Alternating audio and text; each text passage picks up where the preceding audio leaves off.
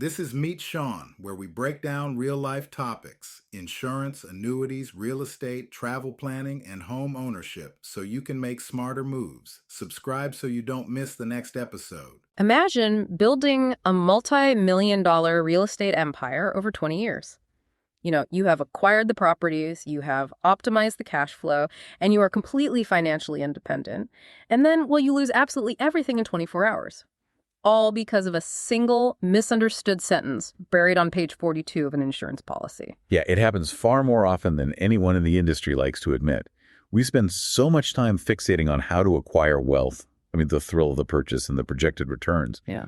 But we completely neglect the invisible armor required to actually keep it. Right, exactly. Because one massive storm or one catastrophic liability claim can ruin it all. If that armor has a crack in it, your financial scoreboard essentially resets to zero. Okay, let's unpack this. Welcome to the deep dive.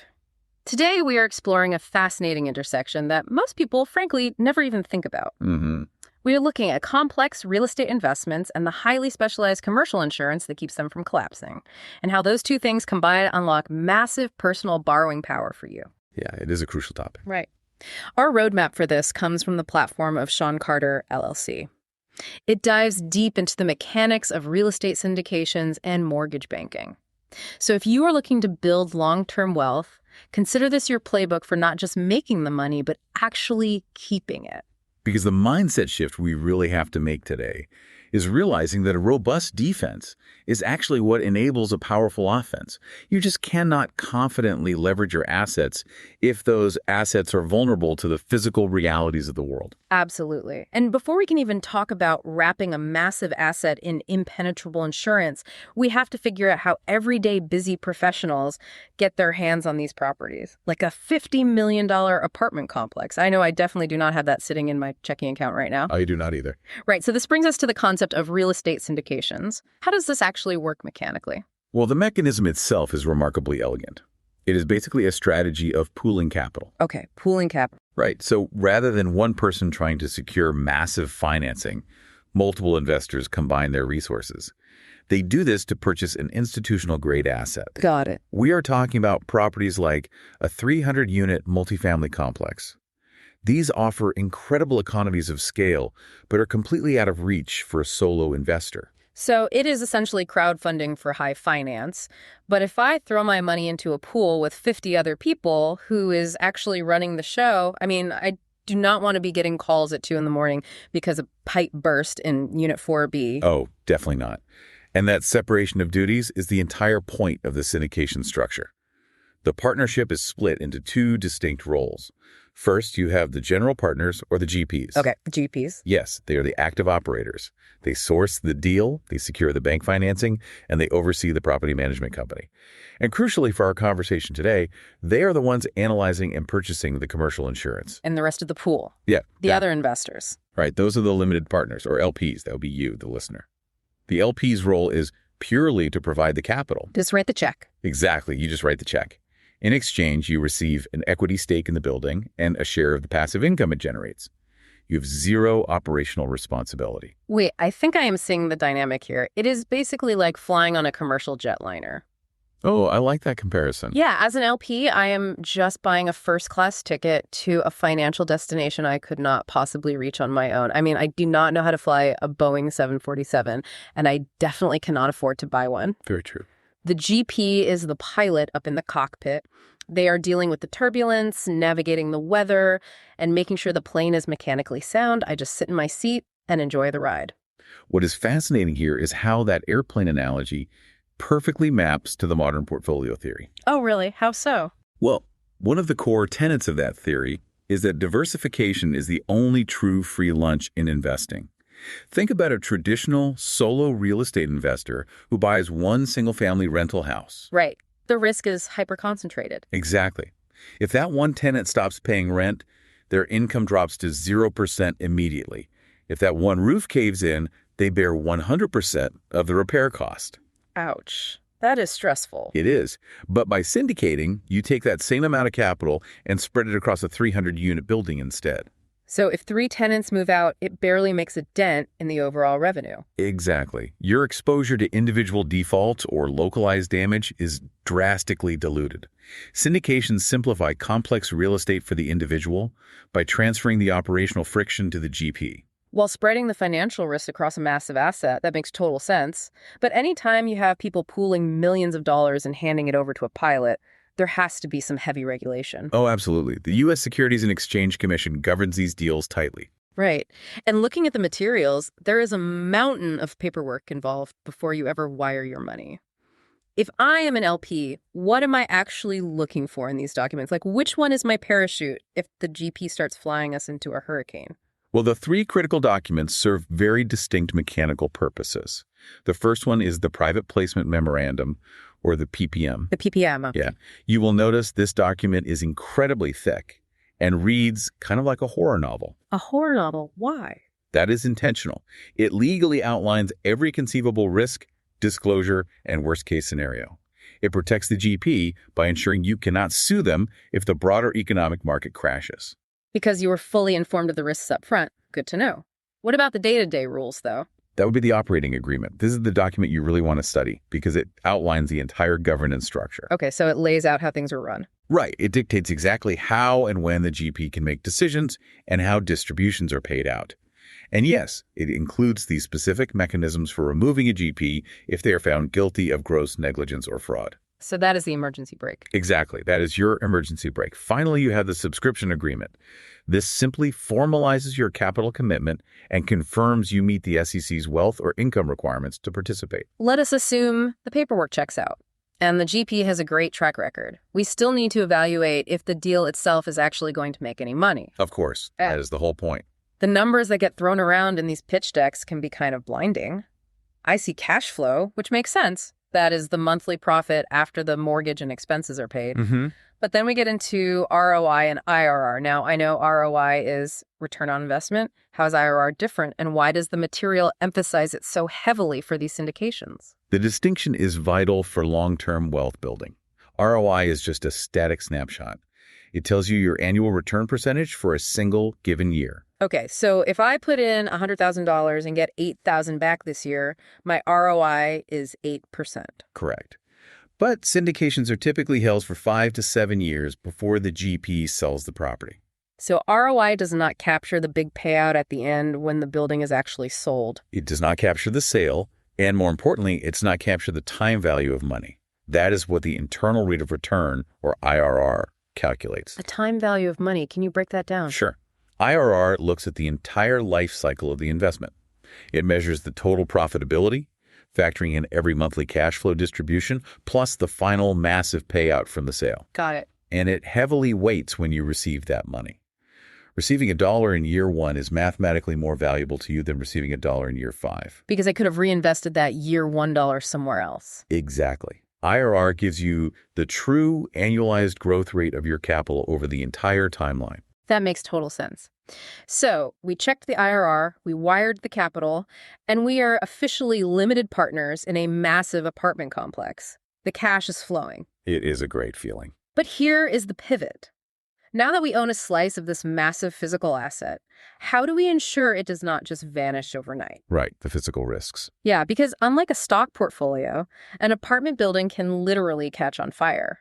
We have to move from asset acquisition to asset protection. This brings us to the foundation of long-term investment stability. I am talking about commercial property insurance. Okay, commercial property insurance. Right, and we are not talking about standard homeowners insurance here. This is a highly complex, multi-layered shield designed specifically for institutional assets. How is it structured? Structurally, it is broken down into 3 primary buckets. The first is building coverage. This is the simplest to understand. It covers the physical integrity of the structure. Like the foundation, the load-bearing walls, the roof. Exactly, the physical shell of the building. The second bucket mentioned is contents coverage. Just to be clear, does this mean if a hurricane blows through, the insurance is buying 300 new flat-screen TVs for all the tenants? No, definitely not. And that is a very common misconception. The tenants are actually responsible for their own renter's insurance to cover their personal property. Okay, so what does the contents coverage actually protect then? The contents coverage in a commercial policy protects the business's property. It covers the expensive gym equipment in the fitness center, the computers in the leasing office, the furniture in a clubhouse. Oh, I see. Yeah. And all the industrial maintenance equipment the staff uses to keep the property running. And the third bucket is general liability. I imagine in a massive complex with hundreds of people walking around, this is completely non-negotiable. It really is. It is the shield against the unpredictability of human behavior. Like what? Well, imagine if a delivery driver slips on an icy sidewalk, shatters their leg, and decides to sue the property for millions. General liability covers the legal defense costs and the eventual settlement. Without it, one massive lawsuit could force the GP to liquidate the entire asset just to pay the legal fees. That is terrifying. The material highlights a very specific real-world scenario to put this in perspective, which is the Florida real estate market. A very challenging market for insurance. Right. If our syndication buys a property on the coast of Florida, we are not just dealing with theory anymore. We are dealing with catastrophic windstorms, hail, and unpredictable hurricane seasons. Which means the GP has to secure highly customized, top-tier coverage. Generic national policies will simply not survive contact with a localized reality like a Florida hurricane. Okay, hang on. Here is where it gets really interesting, but also a bit contradictory. We just spent the first segment talking about maximizing our IRR and focusing on massive profitability. If I am paying for top-tier, highly customized hurricane policies on a massive complex, isn't that bleeding our cash flow dry? Doesn't the cost of this impenetrable shield actively destroy the returns the LP is expecting? That is the instinct of an amateur investor, frankly. Viewing insurance as a drain on returns is backwards. How so? You have to reframe the mechanism. Insurance is a structural necessity that actually guarantees the IRR over a 5-year hold. What destroys your returns isn't the premium you paid in year 2. What is it then? It is the uncovered $2 million roof replacement in year 3.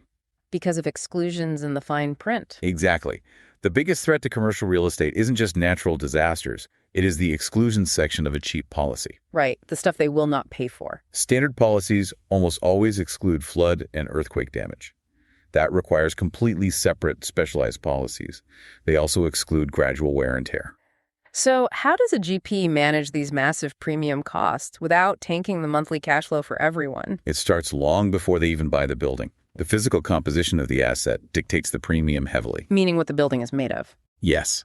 If a GP targets properties built with fire-resistant concrete or steel framing, the risk profile drops immediately.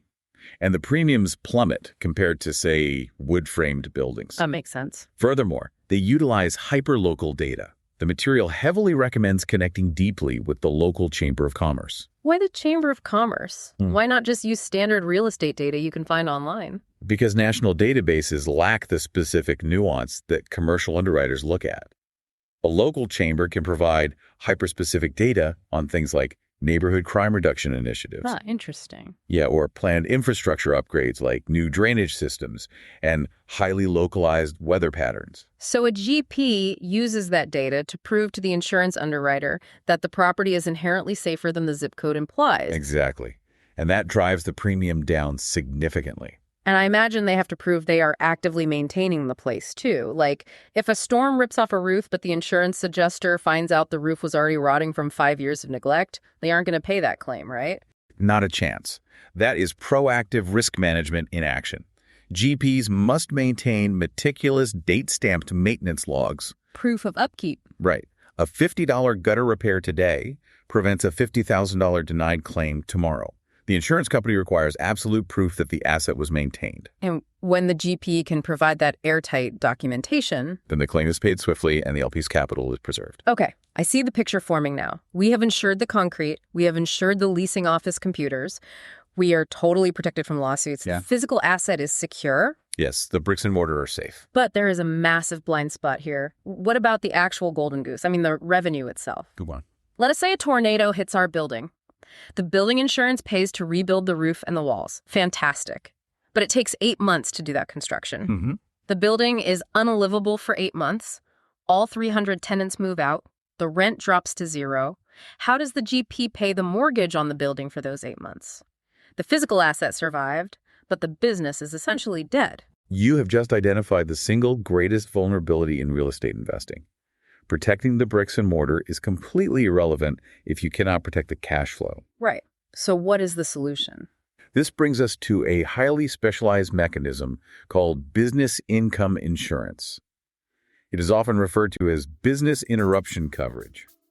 This policy is the ultimate guarantor of passive income streams. Quick pause. Got a question you want covered on an upcoming episode? Use the Send Us a Text link in the show notes and tell me what you're dealing with. I read them and I pulled topics straight from your messages. Oh, I see. So if the building essentially breaks its leg in a storm and cannot go to work housing tenants, this insurance steps in to replace its paycheck. It is basically disability insurance for bricks and mortar. That is a perfect way to visualize it. When a covered disaster makes the property temporarily unusable, business income insurance calculates the historical revenue the building was generating. And then what? It literally pays out that lost rent while the repairs are underway. It covers the building's mortgage, the property taxes, the payroll for the maintenance staff, and yes, the distributions to limited partners. So even though the building is an active construction zone, the LPs are still getting their monthly checks. That is incredible. It is. But getting an insurance company to cut a check for millions of dollars in lost rent cannot be as simple as making a quick phone call. Right. The material details a very specific sequence the GP has to follow after a disaster strikes. Yes, because the insurance company will look for any contractual reason to minimize that payout. The GP's actions in the first 48 hours basically dictate the success of the entire claim. What is step one? Step one is life safety, securing the perimeter, making sure everyone is okay. But step two is crucial. It is the duty to mitigate further damage. Meaning you cannot just stand there and watch the rain pour into the broken windows. Precisely. If a window blows out, the GP must immediately board it up and tarp the roof. If they fail to mitigate and rain ruins the drywall over the next 3 days, the insurance company will deny the drywall claim. Because they will cite owner negligence post-disaster. Exactly. And then comes the documentation phase. I am assuming taking a quick video on a smartphone is not going to cut it. Definitely not. It requires an overwhelming, almost forensic level of proof. The GP must document every square inch of damage before any debris is even removed. Wow. Yeah. They must provide multiple independent repair estimates, catalog every single emergency expense receipt, and provide years of historical rent rolls to prove exactly how much income is being lost. If we connect this to the bigger picture, the meticulous execution of this claims process is the invisible shield that insulates the LP's personal income from the chaos of the physical world. So by wrapping this syndication in all this aggressive, comprehensive insurance, we are not just protecting the building, we are guaranteeing that the LP's tax forms show a positive number every single year, no matter what the weather does. That is exactly right. And I imagine that bulletproof paper trail becomes incredibly valuable when that LP walks into a bank to apply for a personal loan. Oh, absolutely. So how does this passive income change the game for someone trying to buy their own personal real estate, especially if they are self-employed? This is where we see the profound ripple effect of commercial stability translating into personal borrowing power. To understand the advantage, you have to understand the trap that self-employed individuals fall into with traditional mortgages. The tax trap. Yes. As an entrepreneur, your accountant's entire job is to write off as many business expenses as legally possible to lower your tax burden. Exactly. You want to show the IRS the lowest possible net profit. But when you apply for a traditional mortgage, the underwriter does not care about your gross revenue. They only care about that drastically reduced net profit. Right. So you could be running a highly successful cash-flowing business, but on paper, you look completely broke. Traditional lenders view self-employment as inherently volatile. So they demand 2 years of tax returns and year-to-date profit and loss statements. Yes, they want a lot of proof. So what does this all mean for the self-employed listener? How does an entrepreneur balancing heavy tax write-offs break out of that trap and prove their true buying power to a lender? By presenting the documented, unshakable passive income generated by the syndication we just discussed. Okay, how does that work? Because the GP secured building coverage and business income insurance, the K-1 tax form you receive as an LP shows a rock-solid, consistent history of earnings. Oh, I get it. It diversifies their personal income profile. Exactly. The underwriter sees that even if the entrepreneur's primary business has a slow quarter, they have this passive real estate income flowing in on autopilot. But what if they do not want to use standard Fannie Mae conventional loans at all? The materials detail some fascinating alternative paths. The alternative lending space is built specifically for complex financial profiles. For example, there are bank statement loans. How do those work? Instead of looking at your artificially low net profit on a tax return, the underwriter averages the actual cash deposits flowing into your business bank accounts over 12 to 24 months. Oh, to determine your qualifying income, that reflects the true health of the business much better. It really does. And the material also mentions asset depletion loans. How do those work mechanically? An asset depletion loan takes a borrower's total liquid assets, so like a massive savings account or a stock portfolio, and it divides it by the term of the mortgage, usually 360 months for a 30-year loan. Okay, and then what? That monthly figure is then treated as qualifying income, regardless of the borrower's actual employment status. Wow, that is powerful. And if they are buying another investment property, they can use a DSCR loan, right? The debt service coverage ratio loan. Yes, that is the ultimate investor shortcut. A DSCR loan almost entirely ignores the borrower's personal income. Wait, really? It ignores their income? Basically, yes. The underwriter solely evaluates the property being purchased. If the projected monthly rent of the new property is higher than the projected monthly mortgage payment, the loan basically qualifies itself. That is wild. But walking into a big box retail bank and asking a standard teller for an asset depletion loan is probably going to get you a blank stare. Oh, definitely. You will not get very far. The materials highly recommend using a specialized mortgage broker. Why is that specific role so critical? Because a complex financial profile is just a pile of confusing puzzle pieces to a standard underwriter. Right. A specialized broker acts as your financial translator and your advocate.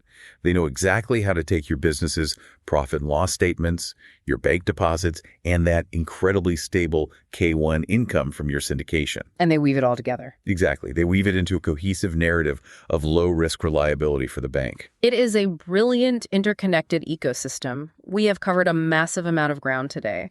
We started by demystifying syndications, understanding how pooling capital allows busy professionals to own institutional assets while the GP handles the turbulence. We explored the mechanics of commercial insurance, realizing that fighting for exclusions and maintaining flawless logs is the true guarantor of an investment's IRR. And we saw how business income insurance acts as disability coverage for the physical asset, ensuring the rent continues to flow even when the building is completely uninhabitable. Right. And finally, we connected the dots, revealing how that deeply protected, stable syndication income can be leveraged by a specialized mortgage broker to help an entrepreneur bypass the self-employed tax trap and secure massive personal financing. This raises an important question, though, about where we focus our energy. Most investors spend 90% of their time obsessing over the offense. Like trying to predict the stock market or hunting for the perfect interest rate. Exactly. Or timing their next acquisition. But looking at these mechanisms, what if the true secret to generational wealth isn't predicting the market at all? What is it then? What if the real secret is simply mastering the boring defensive maneuvers? Like deeply understanding your insurance exclusions, implementing flawless risk management, and organizing your financial narrative so a bank literally cannot say no. What if the strongest offense really is just an unbreakable defense? It is a fascinating paradigm shift to mull over the next time you are reviewing your portfolio. Thank you for joining us on this deep dive. Keep asking the hard questions and try looking at your own assets through a new lens. Not just how much they can make you, but how mechanically secure they actually are. We will see you next time. That's it for today's Meet Sean. If this helped, follow the show and share this episode with one person who needs it. See you next time.